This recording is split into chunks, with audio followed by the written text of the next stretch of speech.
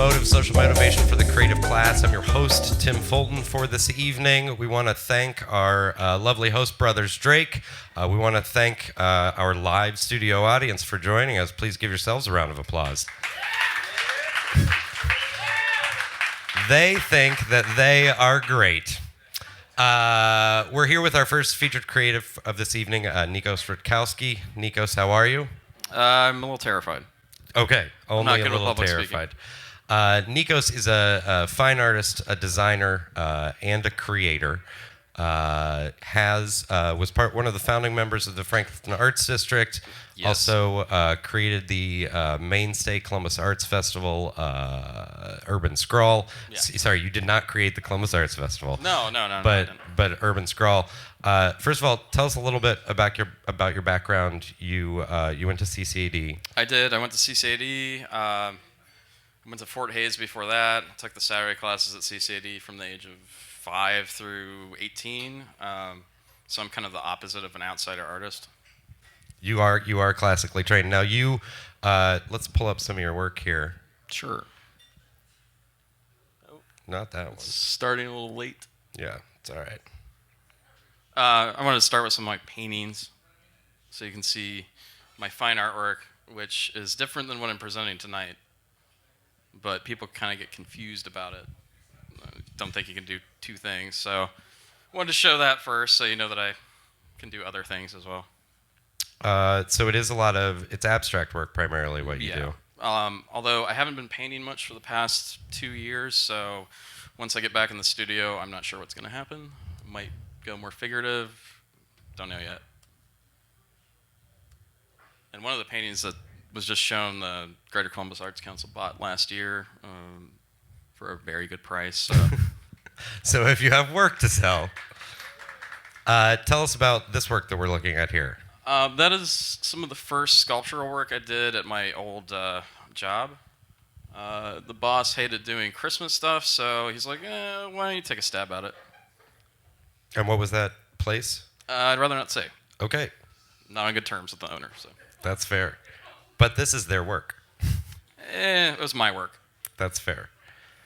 And so what are we looking at here? That's something that me and Chris Sherman put together for Go West. I think it was the first or second year. We got that done in about 6 nights. So I'm not happy with it, but it looks good for 6 nights. So talk about the process of developing something like this. Are you going from a small sculptural representation and then building it? That one I started off with a sketch, just a quick sketch in a sketchbook, and had an idea how we were going to do it. We kind of found metal studs and chicken wire and bits of foam and really scrapped it together at the last minute. So I think it looks pretty good when you consider all that. That's also from my previous employer. That is the lava wall at the grass skirt. That's something from my previous employer. Yeah, this is work that you've created. Yes, it is work that I've created. That I made myself for a show for Go West, a different year. Kind of filled up the room with a dragon, and it was my first stab at kind of making a monster on my own. And so so you got into the sculpture work because of the previous employer. Yeah. And you continue to do it. What's your inspiration for doing it now?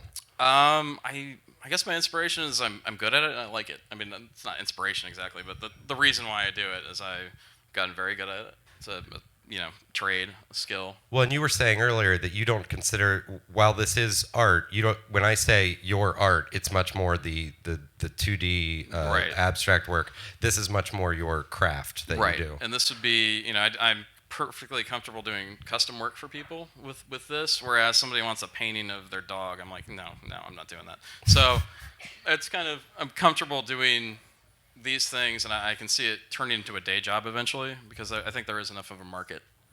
And this piece right here, what is it? This is not a completed work. No, that was a work in progress. It's oil clay, which I don't use too much anymore, but it's pretty frightening. So will this get us through kind of to talking about the process of? Sure, we can talk about the process. So I start off with a sculpture, obviously. Half the time I'll have a sketch. A lot of times I'll just start throwing clay around and see what happens. I started using that, as I said, that's oil clay. I started using and people can feel free to play with that in a little bit. But WED clay, which apparently WED is short for Walter Elias Disney because they developed that clay for doing the rides at, I don't know, one of his first theme park, whichever one it was. Okay. Disneyland, sorry. And so here we are set up just on a mold. It was a core, which is kind of hard to explain, but it was like a life cast, and they had made it in plastic. So it's a good point to start if you're doing something out of silicone or that needs to fit really well. I don't do too much of that these days. So that would be for a specific person then even? It could be. Generally, if somebody's head is big enough or small enough, it'll fit people with the same shaped head. What are we looking at here? That was a huge pumpkin, and I believe the next picture is of it finished. Yeah. Well, not quite finished, but it's an animatronic pumpkin that, I don't know, I can't remember what it does. But. So when you build something in clay, you then, I assume, put it into a mold, or is that it? Yeah, you make a mold. Basically, the process is putting the material over the sculpture. Sometimes, lately I've been using a lot of silicone molds, so you put a layer of silicone, keep building it up to a certain thickness, then you do a shell over top of that with plaster and burlap. The other way to go, like if I'm doing latex masks, is to use a combination of it's plaster of Paris and concrete, or Portland cement, called Ultracal. Okay. So okay. you kind of do it the same way, but there's no, it's for a different purpose. And so here we are with the finished. That was the completely finished monster. And that is a window display I did for the Bicentennial a couple of years ago. It's called Wolf's Ridge, and it was kind of based on the original name for downtown that the settlers of Franklinton gave it, because it used to be a hunting ground. And it's also based on the Lazarus tree. I don't know if anybody remembers that, but Yeah. And that's the wolf from the display going in. I just thought it was a great picture. These are some masks that I made for Shadowbox Live, their performance of Underland. It's their original play, musical. I had to get those done in 2 weeks in my living room, and after that, my fiance said, you need to rent a studio. Same show here. Yeah, these are all from the same show. Not the best pictures, but kind of gives you an idea. That's something that was from my studio door, although I wound up selling it around Christmas to somebody. That's a latex foam-filled bust. Well, not quite a bust, like a half mask. So like with the Shadowbox show, they approach you and they say, we need 6 sculptural heads. Yeah, they said, we need these oversized. We don't know how you're going to make them. This is the budget. We saw Julie Taymor used to do stuff like this. Can you make something like it? They sent me towards that documentary about Wayne White, actually, for inspiration. So, and I really admit that that's kind of the inspiration for those. That's another. I wouldn't say it's a mask. I don't know if it would fit anybody. Maybe a child. It's really small. But it'd be really creepy to see a child wearing it. So, another basket's over there in person. Now, these are not. Some of them are wearable. Most of them are not. These ones are technically wearable, but the eyes are so nice that I don't like cutting them out. Okay. So I'm switching to making those more of a foam-filled sculpture, like a collectible. I also don't like the way latex masks feel. They're really uncomfortable. So in terms of actual masks, you're just building hard.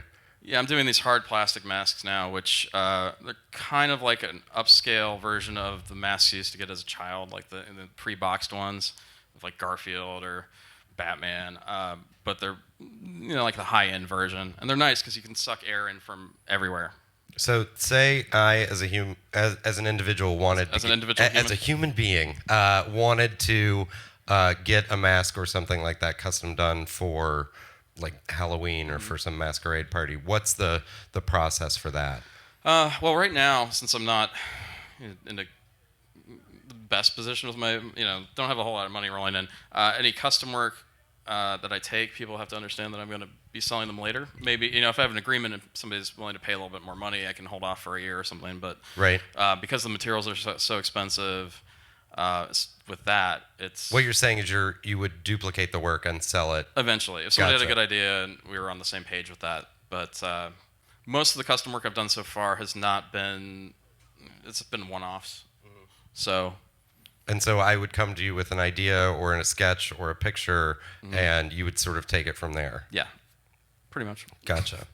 What are we looking at here? That is a weird rabbit alien that I started sculpting last year at the German Village Art Crawl.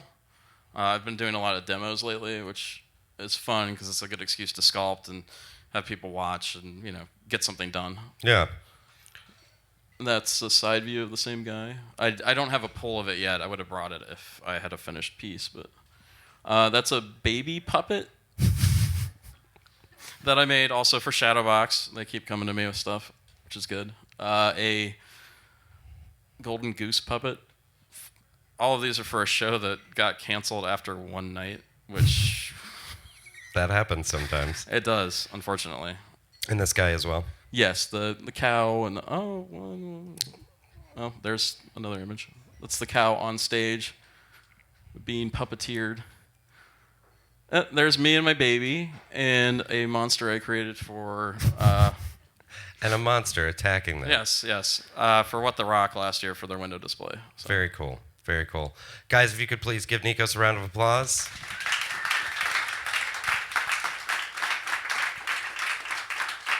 I have two quick assignments for you. Assignment number one, please do come up and take a look at this work more closely. Its detail is really fascinating to look at. And then also, Nikos has brought along a clay head. Starter head. A starter head. A bag of clay and some tools. So if anybody wants to jump in and throw a little clay on or add some details, try it out. If people get something started, I'm going to finish it and post the results later. Yep, So that's great. if you feel like jumping in, your hands will get a little dirty, but it's just water-based clay, so it'll wash off quickly. And we've got some rags for him, too. I don't. We but can if they figure do, it if out. they do, Yeah. yeah. Thank you very much, Nikos. Thank you. We'll be back shortly with the Shazbots.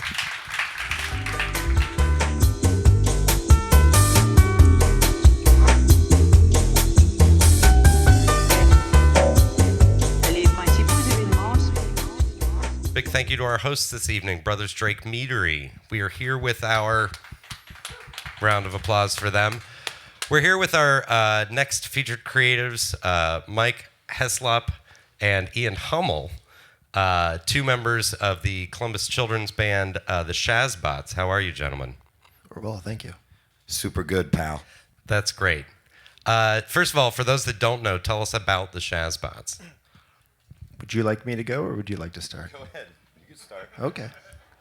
The Shazbots, we are a kids music entertainment band from Columbus, Ohio. We started working together in 2007.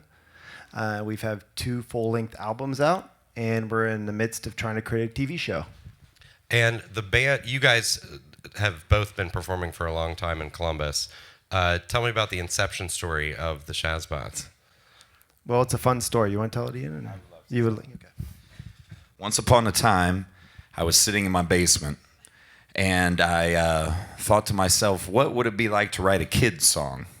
Because I'd never written that. I'd written plenty of, filthy country songs, and I'd written mostly just filthy country songs. But I mean, that was my thing back then. But I was like, what is the opposite of a filthy country song? And I thought maybe that's a kid's song, right? You were simply trying to challenge yourself artistically. Exactly.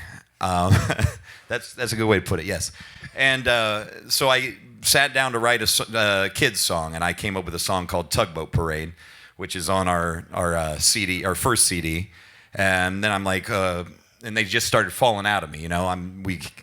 My cat's name is Peanut Butter, and Bugs, and Rooter McGruder, and all the. Before you know it, I have got 12 kids songs. So then what do you do? So I started thinking about this concept for some kind of spacey rock band, this kids rock band idea, and that's where I go to get Mike. What was it? Heslop involved down at the Kerouac, and we had it We kept that stuff top secret to start out with. Can you literally? Okay, let's go I to just now. want to tell Mike this is part. Now, I being would say, so, told. inner me, right? So Ian comes in over here, and this is how we meet. Our friends, I own Cafe Kerouac. Maybe some of you have been there. Yeah. A couple of you. Not enough? That's all right. And so Ian, I get introduced by him, by our friend of ours, and we start playing this game. You might have heard of it, Dungeons and Dragons. So we're playing, Tony's on it. Nice job, Tony. So we're playing old school Dungeons and Dragons, 1980 version Dungeons and Dragons. And we start hanging out a lot. And Ian one day shows up because we go see each other's bands play, and we knew each other played. And he hands me this folder. And it says top secret. Like stamped top secret. Like legitimately, like you thought the government gave you this thing, right? And he's folding it over. He's like, check it out. Don't open it here. Don't open it here. Be cool, man. And he hands me this folder. Oh man, so I opened it up later on, you know, and it didn't explode or anything, but it had a demo CD he put in it, which was like up to, I don't know how many songs he had on, maybe 12, 13, 14, I don't know, there's a lot of tunes, or all these kids songs that he came up with. And I'm listening, going, these are brilliant, man. And he's like, yeah, I think we're going to call it the Shazbots, and I want you to play, and let's think about what we can do with this project. And we started developing the storyline. So the initial thought was not like a business plan, and it was just like the demo, and let's start a kids band, and it's called the Shazbots. Right, and that was kind of cool because we were both playing around town doing our normal rock and roll shtick, country, dirty country music for him, more classic rock for me, whatever. And so he comes with these things, and it was good stuff. And I said, wow, we can really do something with this. So I got really excited about the project, and then we started working on it. And so talk about so let's leave if we can for a moment, leave the music aside. There's a children's band seems to me like it has to be like this packaged, marketed machine. And I think you guys have done a pretty good job over, you know, what are we talking about, 6 years at this point? Since 27 years. 27 years. No. So, I mean, you guys, because you guys have, what is your name in the band? All right, so my name of the band is Navigator Scopes. That came up by Ian. And Ian is? Captain. Which actually was come up by me. We gave each other names. Yeah. The idea was we came up, that's where we started, you know, you have these songs, we got this you know, passion to do it, to make some good kids songs again, you know, because that's another spark to all this. But I've heard you can't really book a kids show just by sending in a demo CD to a library. Right. You have to sort of have, you know, this package together, and talk about how you put that together. So the idea, we started discussing this, the Shazbots being like an outer space rock band. You know, like we're from outer space. We fly in our spaceship. We go to planet, gig to gig. We wear jumpsuits, and I mean some of this other accoutrement that I have on. I'm not just going for the ultimate hipster look here. I'm this, you know, you picture this with a jumpsuit with a bunch of buttons and stuff on it, and we all wear those. And like I said, we're just kind of trying to be, you know, we play these characters, and we wrote the characters kind of around ourselves, you know, and the other musicians that we got in. These are real musicians that are playing these characters that are really kind of just fashioned after themselves, right? We've got a kind of a screwball professor. Partially. Like, you're not that cool, Scopes? No. I'm that cool, but... This is the deal. Like Watson, our drummer, we didn't even have when we set to work on the record. We already came up with his name, Watson. And then the studio comes with this guy that they work with already, who's an electrician, who's actually done the electrical work for this very bar we're in right now. And we already named him Watson before we ever met the guy. And he wears a light on his head at all times before we ever met him. Like he was Watson. That sounds like Kismet to me. It was. We met the character. He was already in our heads. It was weird. Now, so you've got the band together at this point. Talk about sort of, I guess, what did you discover that I wouldn't initially think of when you're like trying to get out there and do this, trying to get in front of kids and their families? It, you know, as being in bands, you know, our whole lives and stuff, and a lot of people that are here in bands, I mean, it is way different to book a kids act than a regular. You're not calling up Brothers Drake to try to get in here, even though that might be a good idea to have a kids show here at Brothers Drake, right? They make kids mead. Yeah, that'd be good. But so at the first we're just throwing it all out there. We were going down to red and white. But like a band, you're not at all ashamed to ask the question and say like, "Hey, will you book us?" Sure. No.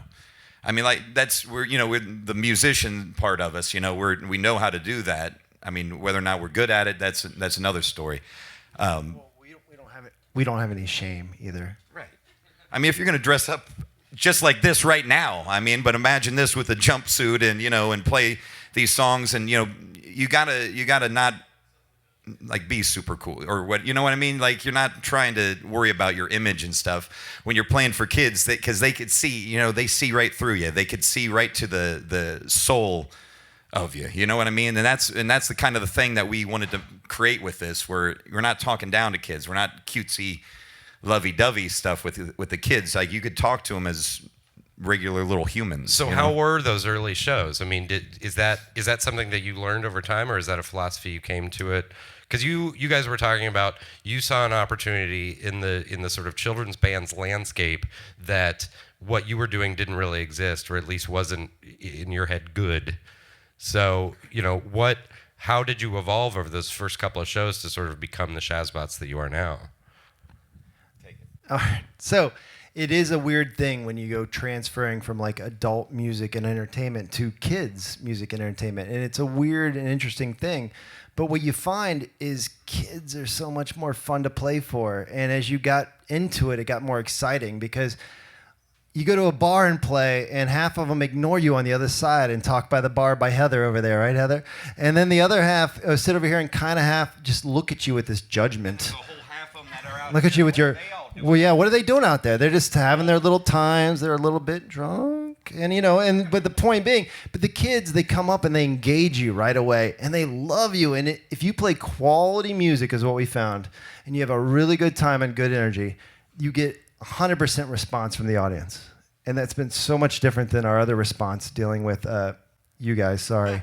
But not you guys here. no, Not you guys you. are awesome. You're the best. You're the best. But yeah, adults kind of suck sometimes. And so part of that, I imagine, is, I mean, you guys are in bands. The motivation for being in a local band wasn't for money, like it was to get up and do that.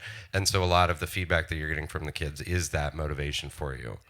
It is, but a lot of it is doing something interesting. So in art, I find you have to do something interesting. And you also have to find a niche in your art. You can be that next band trying to emulate another band or come up with this new thing. But sometimes there's parts of art that are neglected. And I think in the music scene with kids, music has been neglected. Has anybody seen The Wiggles? It is horrible. Like, it is really, really bad. And nobody spent time to like write good songs for kids. We all spent too much time writing songs for our friends. And then we discovered, or Ian first, and then coming to me, and we worked on this, that you can write these really fantastic songs for kids, but the parents don't hate you at the same time. Like, parents will tell us, when you get a song in their head, they're like, oh, I'm cool with it. Like The Wiggles, they're not cool with. So I think what's exciting to me about this project is you've been able to put it into other avenues. There are trading cards, which I don't know if that's just part of the video promotion. That is a part of the video promotion. now. Okay, Yeah, so- the TV show, yeah. So let's talk about what's next for the Shazbots, about the TV show. Well, yeah, so we've played around Columbus here for years and years and years, right? How many? 8 years we've been playing. 27 years. 20, going on 27. Between 8 and 27 years we've been playing. And we just kind of got to the point where, what else can we do?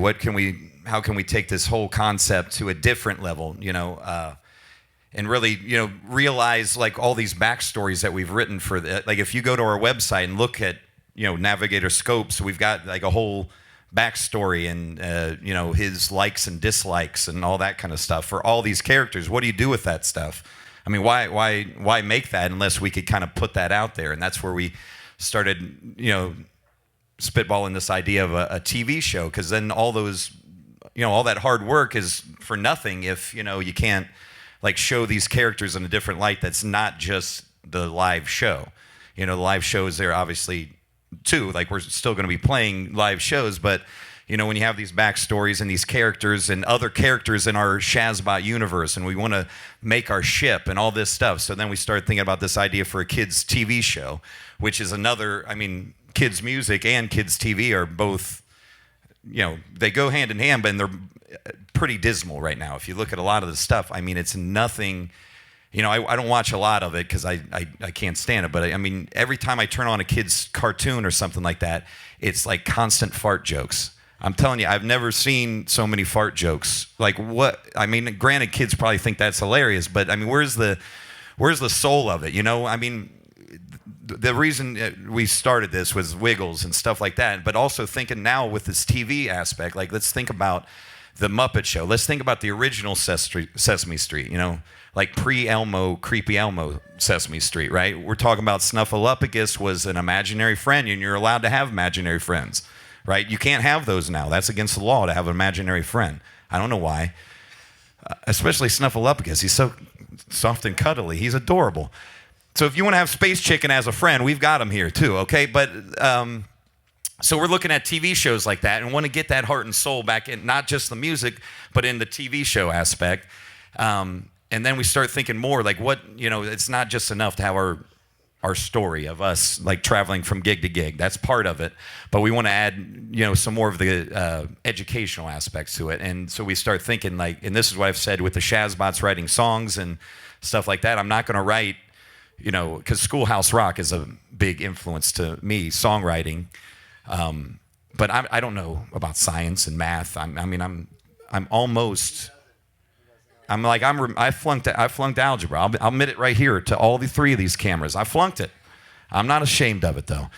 But so we're thinking about what do we know about and what's kind of missing in, once again, children's education. And we're talking about the creative arts. You know what I mean? What's the first thing that gets cut in any school budget is music program, art program out, right? So our show is going to hopefully put some more of that back into kids' lives. We're going to have music lessons and art lessons. We've got a great team on board for the show and a great artist that's been doing nothing but amazing things, like pulling like pictures out of my head. Like he has no business being in my head, but he is. Maybe it's because we both have luscious beards. I don't know, but he's in there. But we want to teach kids about that, and the fun of it, not just like teaching, but the fun teaching, So you guys have a video put together that I think you did exclusively for your Kickstarter. Yes, it is, sir. I think we're going to play that. Ooh. And then, if it's okay with these guys, I think you're going to play a couple of songs. Yeah, you guys cool with that? It's okay with some of them. Some of them are It's all right to stare at down. us. Some Watch of them, this video. This is basically an example of what we hope to do on a minor level.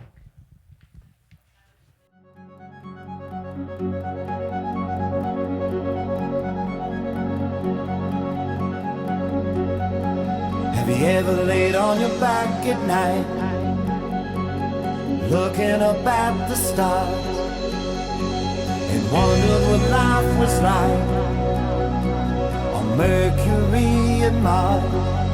Have you ever rode a comet's tail or swam an alien sea or surfed? Hey pals, it's your old friends the Shazbots here. Not sure if you've heard, but we are working on an all-new Shazbots TV show for you, and we need your help to make it happen. Our show will follow the Shazbots traveling through space to our next gig, learning all about our universe along the way. Take a ride with the whole crew. Captain! Navigator Scopes here. Luna Stardust. Professor Swiss Vanderburton. Watson. And meet all of our quirky friends like the Ittle Biddles, Duders, and the Uncle Unkins. Look, we have schematics for a brand new spaceship.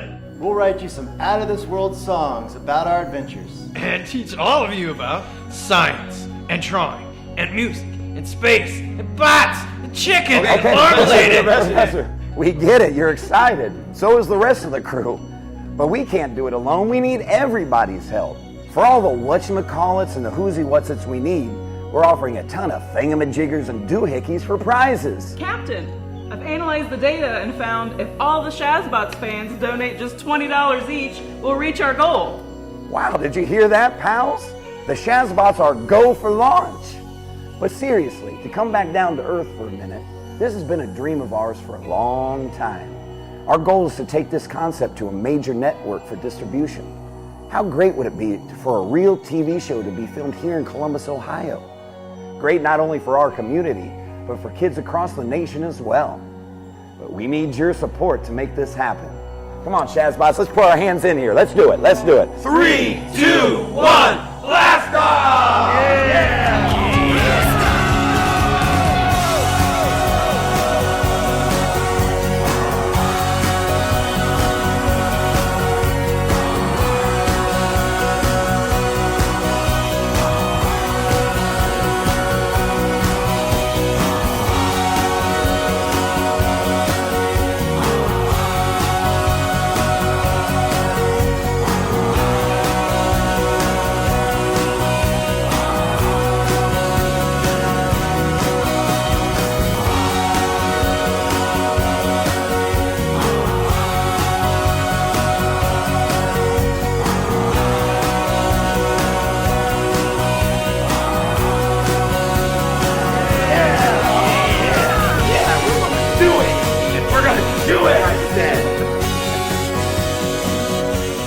Pretty good, right? You got to admit, come on.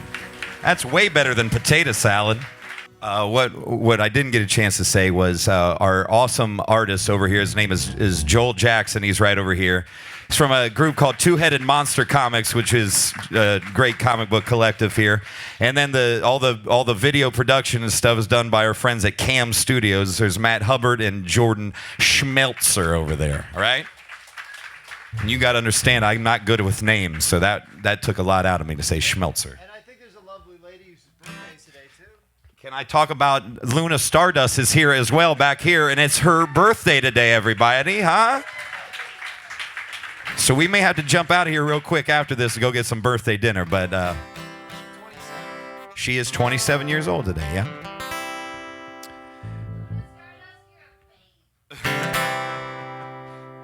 So what we're going to do now is that song about, you saw our big cat that we want to make, a big giant puppet of our cat Peanut Butter. And he's a big fat cat, and this is one of the songs that the kids really took to, and parents and everybody, and we pretty much play this song at every single Shazbot show.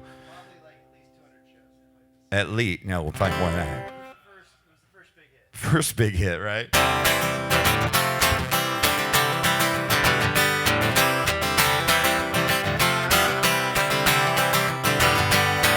Well, my cat's name is Peanut Butter. He's a lot fatter than all the others. He's got orange stripes and 4 white feet, a big white belly 'cause he likes to eat. When he runs, it ain't no surprise that his belly swings side to side. When he runs, his belly swings. It goes a boom, ba ba boom, ba ba boom, ba ba boom, ba ba boom, ba ba boom, ba ba boom. Peanut Butter! Oh yeah, Peanut Butter! Meow, meow, meow. Are there any cats in the audience today? There's one, yeah. Well, my cat's name is Peanut Butter. He's a lot bigger than all the others. His furry belly goes swish, swish, swish. He meows real loud when there's nothing in his dish. When he runs, it ain't no surprise that his belly swings side to side. When he runs, his belly swings. He goes a boom, ba ba boom, ba ba boom, ba ba boom, ba ba boom, ba ba boom, ba ba boom. Peanut Butter! Come on, cats, where you at? Meow, meow, meow. All right. All right, here's the part we're all gonna sing like cats. Come on. Meow, meow, meow. Meow, meow, meow. Meow, meow, meow. Meow, meow, meow, meow. Meow, meow. That was pretty good for a bunch of cats. Oh, yeah. Brothers Drake. The Shazbots will be here. My hat's name is Peanut Butter. He's a lot better than all the others. He's real big and it just don't matter. It's more to love when they're a little bit fatter. There's more to love when they're a little bit fatter. When he runs, it ain't no surprise that his belly swings side to side. When he runs, his belly swings. It goes boom, ba ba boom, ba ba boom, ba ba boom, ba ba boom, ba ba boom, ba ba boom, boom, ba ba boom, ba ba boom, ba ba boom, ba ba boom, ba ba boom, ba ba boom, ba ba boom. Peanut butter. Oh yeah, peanut butter. Meow meow meow, peanut butter. Meow meow meow meow meow, peanut butter. Meow meow meow meow meow. Thank you, kids. Yeah, we would do another song. Oh yes, okay. I think we need to get 3 volunteers. What do you think, Scopes? You pick them out. Oh, we already got one. That's what a volunteer, I guess you need to volunteer. There's one. Back in the back. Okay, one more. How about one more? No more volunteers. Scopes is going to go get somebody.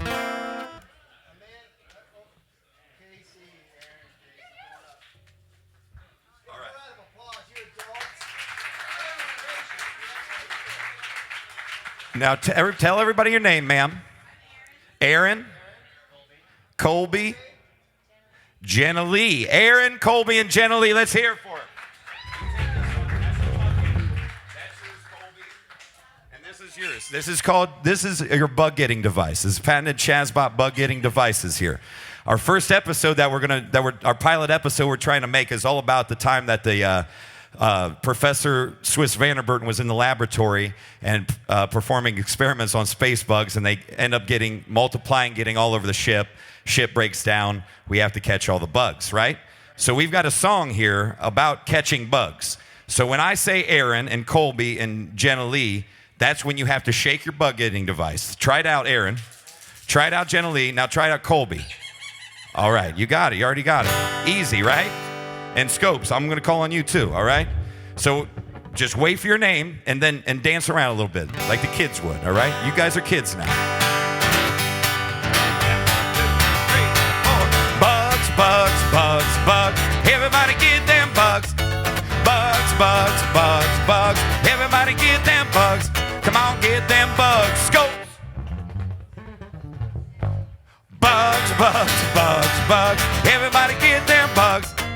Bugs, bugs, bugs, bugs. Everybody get them bugs. Come on, get them bugs. Aaron. Come on, get them bugs. Scopes. Bugs, bugs, bugs, bugs. Everybody get them bugs. Bugs, bugs, bugs, bugs. Everybody get them bugs. Come on, get them bugs. Colby.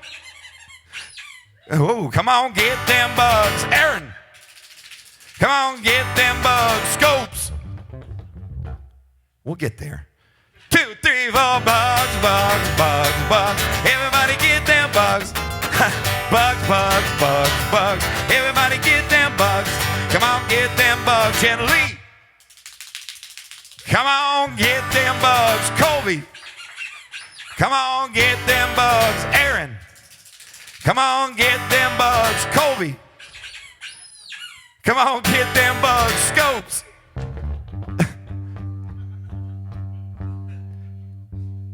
Come on, get them bugs, Jenna Lee. Come on, get them bugs, Jenna Lee. Come on, get them bugs, Jenna Lee. Come on, get them bugs, everybody. Bugs, bugs, bugs, bugs. Everybody get them bugs. Bugs, bugs, bugs, bugs. Everybody get them bugs. Everybody get them bugs. Everybody get them, everybody get them, everybody get them bugs. Yeah. Let's hear for Aaron and Colby and Jenna Lee, everybody. We couldn't have gotten them bugs without them. All right, now give me those back. Those cost a lot of money, all right? Thank you. Let's hear it for them again. There they go. Nice dancing, too. What do you think? One more. We didn't talk that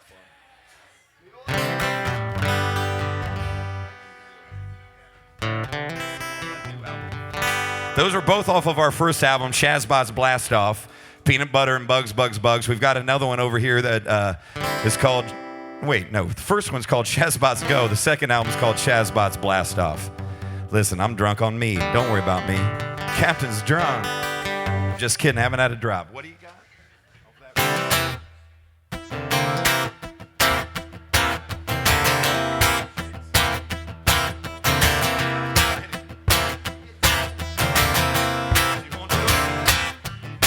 I'm gonna give myself some 2% milk,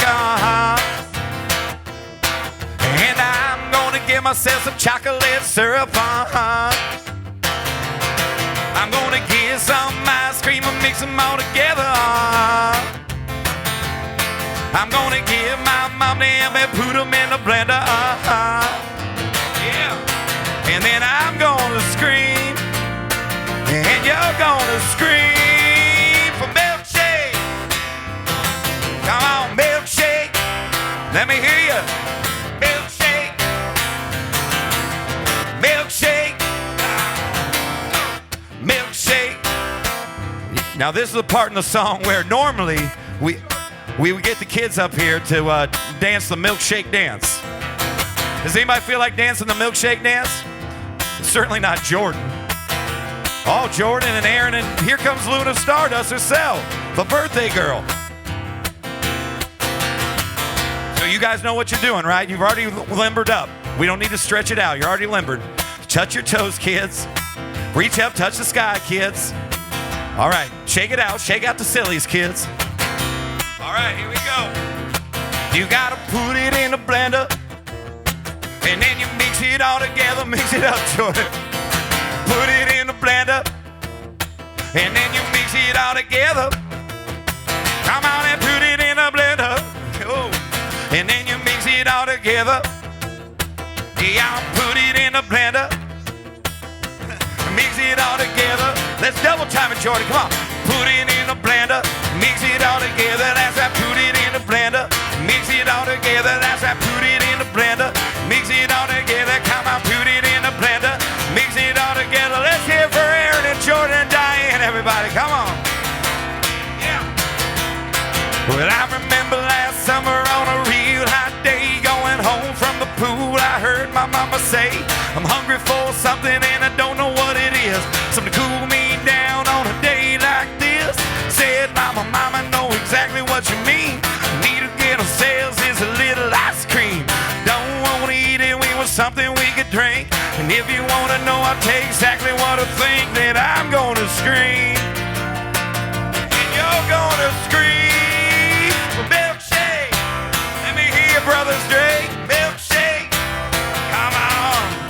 Milkshake, keep it up. Milkshake, that's right. Milkshake, how about a chocolate? Milkshake, or vanilla? Milkshake, or strawberry? Milkshake, or even a double chocolate peanut butter fudge milkshake, yeah.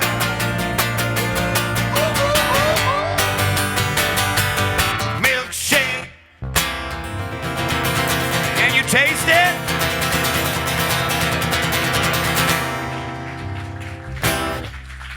Thank you, folks. Navigator Scopes, Mike Heslop. Ladies and gentlemen, once again for the mini version of the Shazbots. Thank you guys so much for coming out. We have learned that our third featured creative is not able to join us this evening. Can we boo?